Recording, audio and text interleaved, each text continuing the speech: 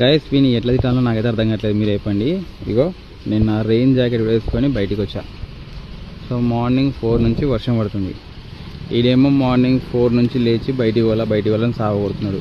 వర్షం పడుతున్నప్పుడు బయటికి తీసుకెళ్ళడానికి కష్టం. సో మళ్ళీ వర్షానికి రెయిన్ కోట్ వేసుకొని తీసుకెళ్ళాలని అని చెప్పేసి అనుకోవద్దండి. సార్ గారు అవి ఏం వేసుకోరనమాట, ఇలానే ఉంటాడు. సో సరే అని చెప్పేసి ఇంకా వీడిని బాధ తట్టుకోలేక నేను నా రెయిన్ కోట్ వేసుకొని మరీ వీడి కోసం వాకింగ్కి వస్తే వీడు గంట సేపు నుంచి అడ్డబయట చోట అంతా తిప్పుతున్నాడు. పోయే దారిలో కుక్కలని, మేకలని, ఆవుల్ని అన్నీ గెలుపుతున్నాడు. బాత్రూమ్ మాత్రం కూర్చోట్లేదు. ఇగో ఏమన్నా అంటేనేమో ఇలా స్తంభాలకి, రోడ్లకి, చెట్లకి పోయి పాస్ కొడుతున్నాడు. అది కూడా ఎట్లా చేనులలో పిచికారి మంది కొడతారు కదా, అలా కొట్టుకుంటూ పోతున్నారు తప్ప బాత్రూమ్ మాత్రం కూర్చోట్లేదు. ఏముంటుంది ఇంత ఇట్లుంటుంది. రే ఢిలో, ఓయ్ హలో సార్, పలకాడు